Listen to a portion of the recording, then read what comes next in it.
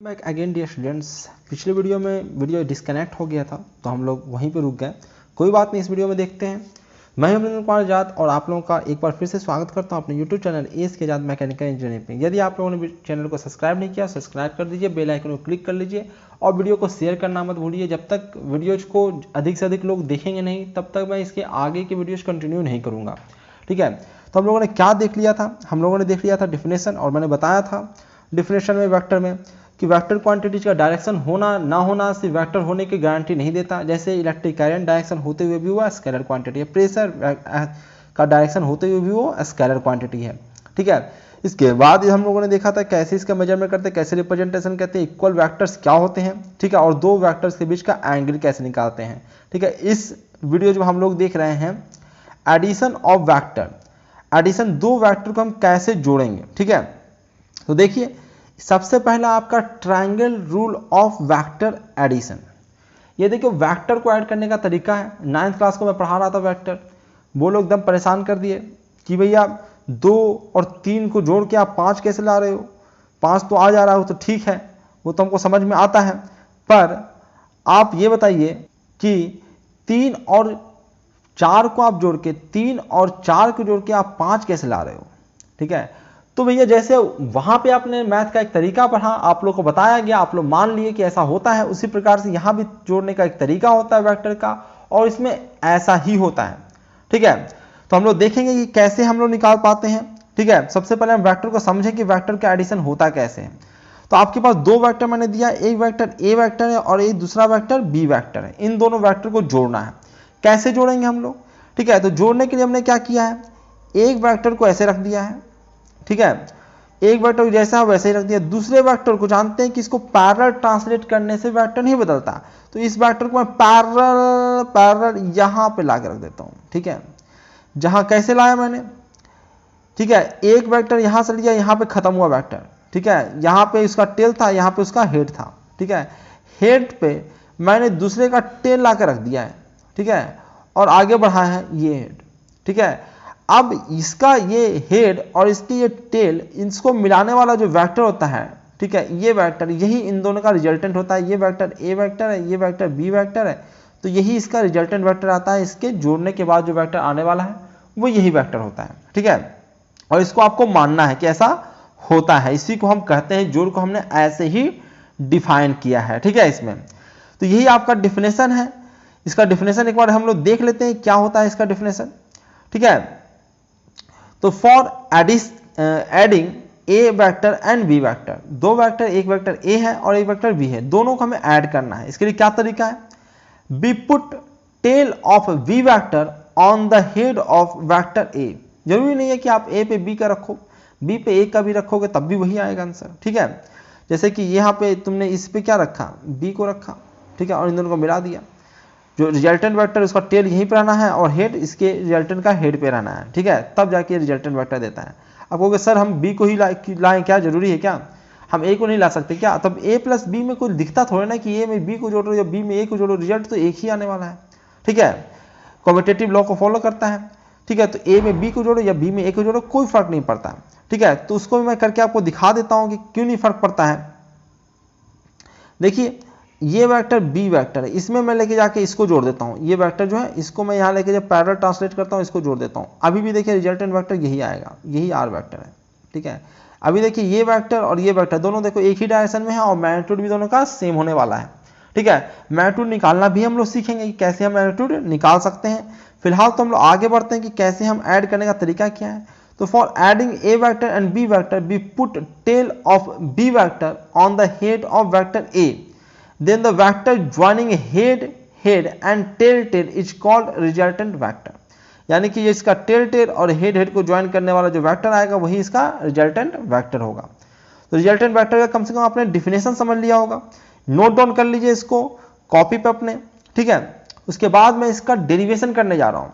ठीक है, इसका रिजल्टेंट कैसे निकलेगा उसका डेरिवेशन करने जा रहा हूँ, क्योंकि हम लोगों ने डायरेक्शन तो हमें पता लग गया, पर कैसे निकालेंगे, अब उसका वैल्यू मैग्नीट्यूड मैथमेटिकल कैलकुलेशन से कैसे निकलेगा ये हम लोग अब देखेंगे। ठीक है, तो देखिए मैं यहाँ पे डेरिवेशन करने जा रहा हूँ। ये है आपका कुछ गिवन चीजें हैं, उसको हम लोग देखते हैं। सबसे पहले ये है आपका गिवन क्या है, angle between vector A and B के बीच का वेक्टर का एंगल दे रखा है, क्योंकि दो वेक्टर देगा तो वेक्टर का डायरेक्शन भी देता है वो और मैग्नीट्यूड भी देता है, तभी जाके एक वेक्टर कंप्लीट होता है। और दो वेक्टर का आपको डायरेक्शन पता है तो उनके बीच का एंगल आप निकाल लोगे, ठीक है।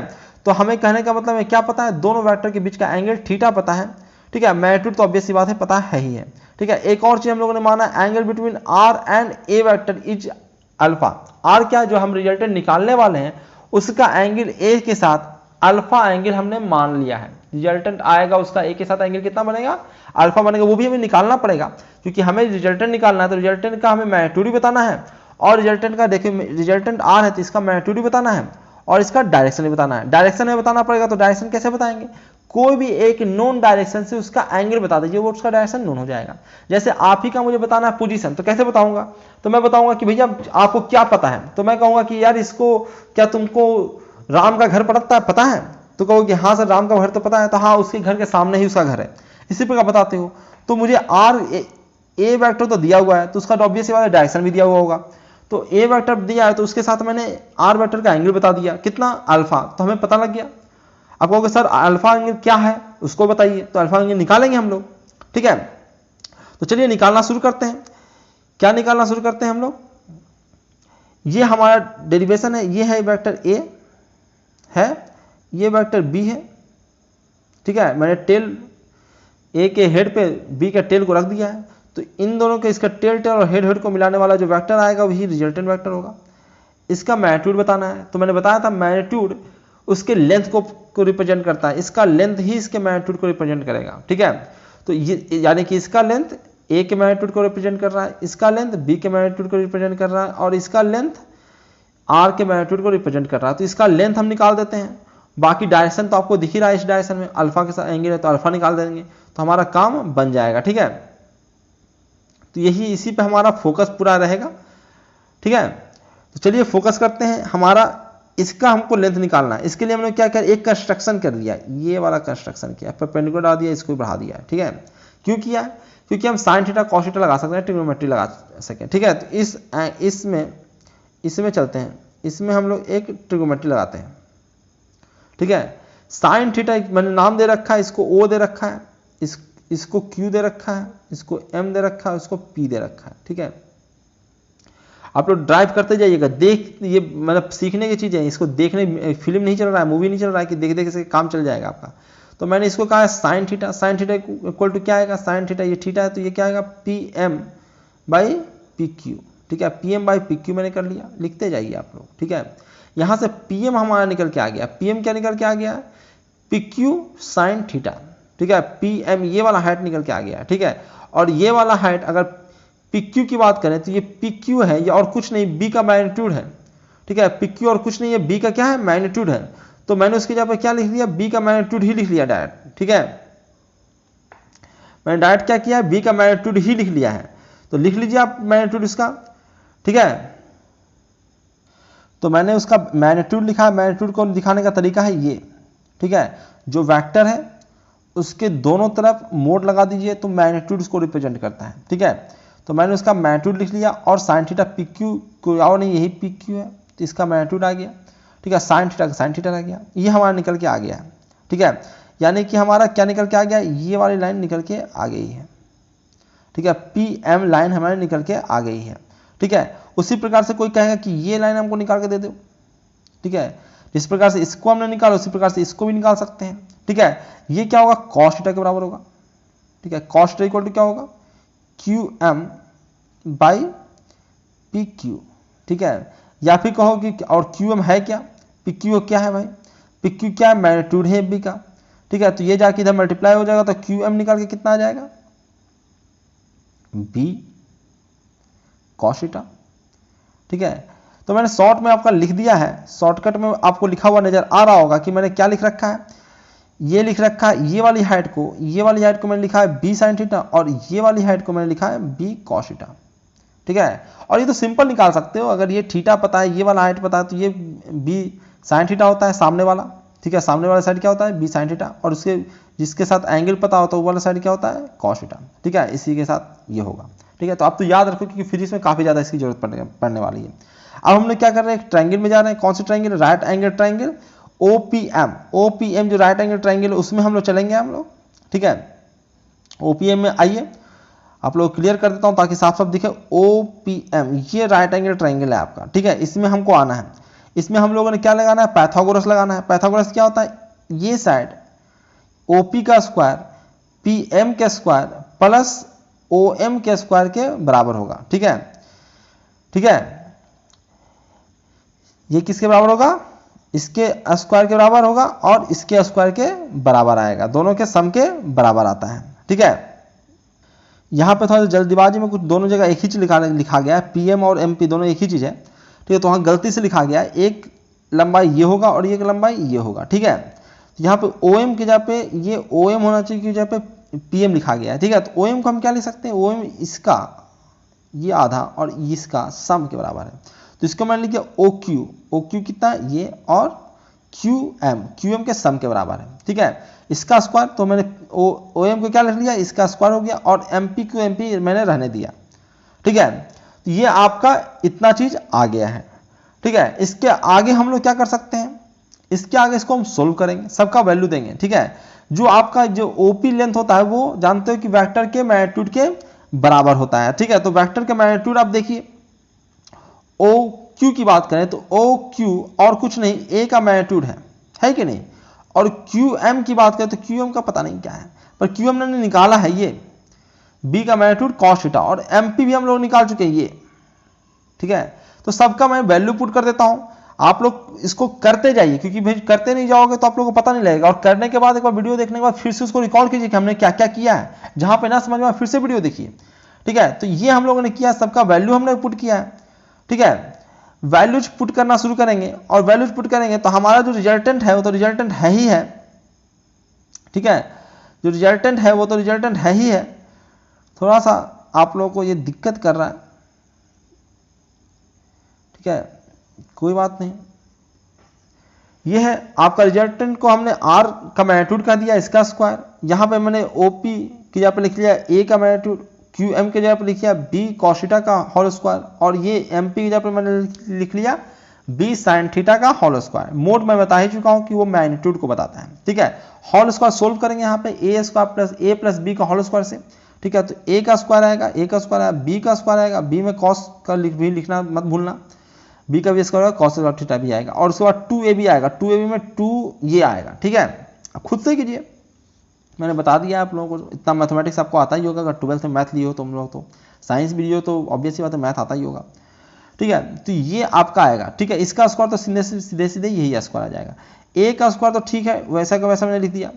यहाँ पे मुझे बी का स्क्वायर नहीं मिल रहा था तो बी कॉस थीटा यहाँ से लिया और यहाँ से लिया, बी स्क्वायर को मैंने कॉमन ले लिया दोनों में, यहाँ से आएगा साइन स्क्वायर थीटा, यहाँ से आएगा कॉस स्क्वायर थीटा, यहाँ से साइन स्क्वायर थीटा, तो इसको मैंने लिख दिया, ठीक है। बाकी टर्म को जैसा था तो वैसा लिख दिया।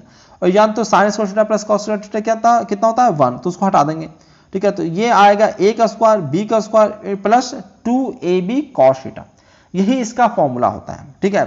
मोड तो लगाना बस बहाना है, ठीक है। मोड लगाना तो इतना ज्यादा इंपॉर्टेंट है नहीं, जानते ही हो, ठीक है। तो इसको हम लोग स्मॉल लेटर से भी इसके मैग्नीट्यूड को दिखाते हैं, तो इसको हम लोग इतना सारा बड़ा सा फॉर्मूला लिखने के बजाय इसे लिख लेते हैं शॉर्ट में, A square equal to R square equal to A square plus B square plus 2ab cos theta. ये आपका देखो, डेरिवेशन याद रहे या नहीं रहे, डेरिवेशन आपसे कोई नहीं पूछने वाला, डेरिवेशन याद रहे या नहीं, लेकिन ये फॉर्मूला आपको हर हाल में हर वक्त आपको याद रहना चाहिए। 11 12 आप क्या अब यहाँ से लेके आपको जिंदगी भर पढ़ोगे, अगर साइंस लिया आप लोगों ने तो ये फॉर्मूला आपको याद रहना चाहिए। R square equal to A square plus B square plus 2ab cos theta. ए जानते हो आर क्या है, आर रिजल्टेंट का मैग्नीट्यूड, ए क्या है, ए है ए वेक्टर जो दिया गया उसका मैग्नीट्यूड, यहाँ पे बी वेक्टर का मैग्नीट्यूड, 2ab में जान ही लो ए बी है, थीटा क्या है, थीटा ए और बी जो दो वेक्टर है उसके बीच का एंगल, तो ये रिजल्टेंट का मैग्नीट्यूड निकल के आएगा।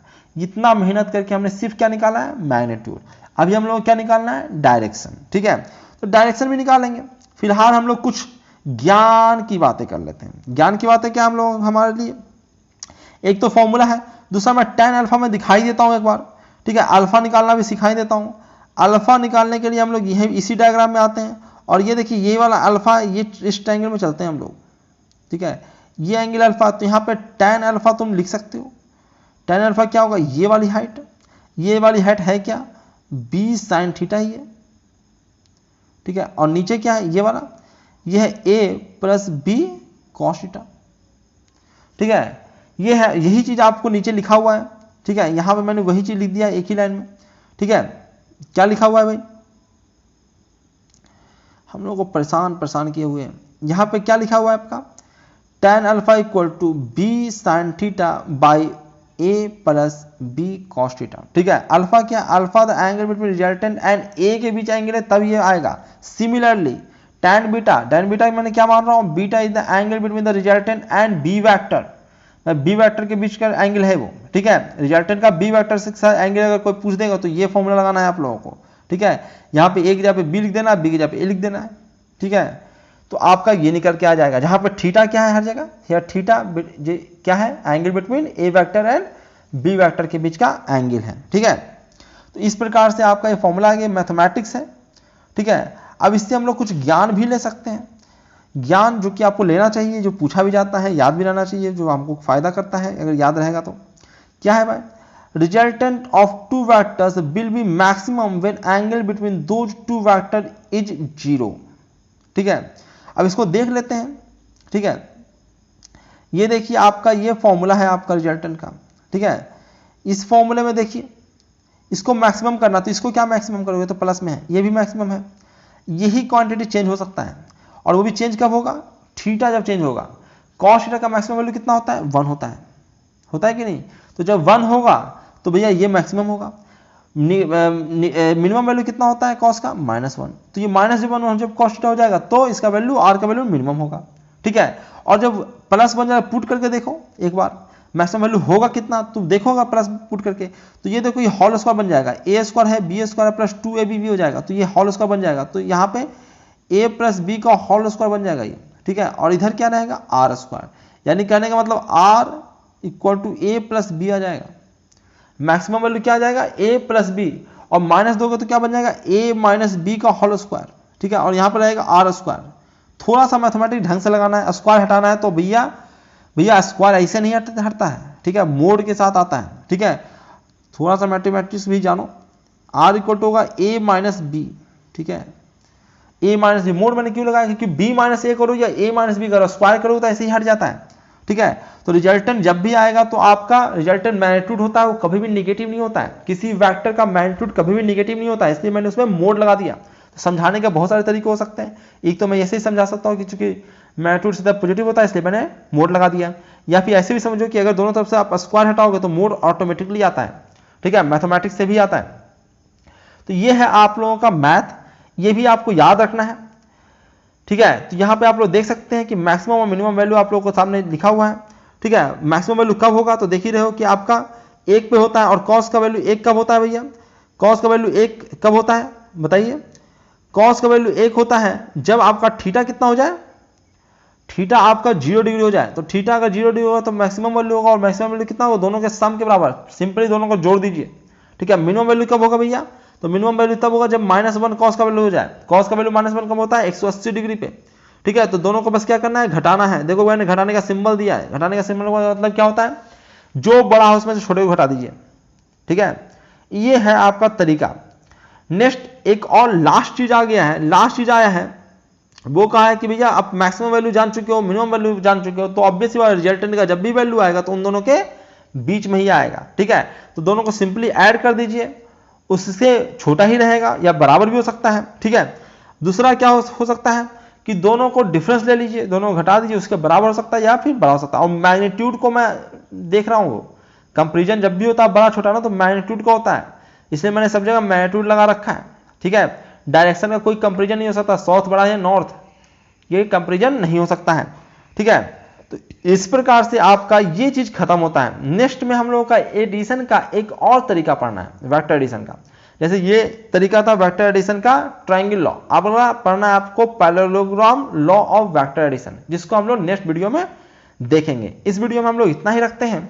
तो बच्चों यदि आप लोगों ने चैनल को सब्सक्राइब नहीं किया तो सब्सक्राइब कर लीजिए, कोई क्वेश्चन है तो कमेंट सेक्शन में पूछ लीजिए, आप डाल सकते हैं, ठीक है। ऐसे भी आप कमेंट करके ही जाए तक मुझे पता लगे कौन कौन बच्चे देख रहे हैं, ठीक है। इससे मुझे मोटिवेशन मिलता है कि वीडियो बनाना है, बच्चों को फायदा हो रहा है, क्योंकि इससे कोई प्रॉफिट नहीं होता है, बस देखा जाता है बच्चों को फायदा हो रहा है कि नहीं हो रहा है। बच्चों को फायदा होता है तो टीचर मोटिवेट होकर बनाते हैं कि नहीं मेरे अधिक से अधिक बच्चों तक पहुंच रहा है मेरा वीडियो, ठीक है, तो उसमें मोटिवेशन फील होता है। जब कोई देखेगा ही नहीं तो क्यों बनाएगा कोई वीडियो इतनी मेहनत करके। जिसको लग रहा है कि बहुत अच्छे अच्छे चैनल हैं, बहुत मैं यहाँ से क्यों नहीं देखूँ, वहाँ कहीं भी फ्री में आपको अवेलेबल नहीं है, ये जान लीजिए। कहीं पे मिलेगा भी तो कहीं एक वीडियो मिलेगा, कहीं 2 वीडियो। मेरा जो शुरू होता है वो सीक्वेंस बाय शुरू होता है और खत्म होता है, ठीक है। तो मैंने शुरू किया तो उसको देख रहे हो स्टेप बाय स्टेप खत्म होता जाएगा। आपको रैंडमली कोई वीडियो नहीं मिलता है यहाँ पे, ठीक है। यहाँ पे जो चैप्टर शुरू होता है कि आपका क्लास शुरू होता है तो उसी अनुसार चैप्टर शुरू होता है और उसी अनुसार खत्म होता है। कोई भी आप प्लेलिस्ट में जाइए, कोई भी मैंने वीडियो शेयर किया है तो उसको अंत तक लेके गया हूँ उस चैप्टर को, ठीक है। बीच में मैं चैप्टर को नहीं छोड़ता, बाकी जगहों पे नहीं मिलेगा, इसलिए इधर उधर भटकने की जरूरत नहीं कि यहाँ से देख लेंगे वहाँ से देख लेंगे। पहले चेक तो कर लो कि सारा चीज़ उसने पढ़ा रखा है कि नहीं पढ़ा रखा है। तुम्हें पता भी नहीं लगेगा, तुम्हें सिलेबस ही नहीं पता है, ठीक है। तो विश्वास कीजिए और यहाँ से वीडियो को आप देखिए, बाकी आपकी मर्जी है। अगर देख रहे हैं तो मैं बनाऊंगा, नहीं देख रहे हैं अगर कहीं से आओ आपको मिल जाता है तो वहीं से देख लीजिए, मुझे बनाने की क्या जरूरत है, ठीक है। तो चलिए इस वीडियो में इतना ही रखते हैं। बहुत बहुत धन्यवाद आप लोगों का, थैंक यू वेरी मच।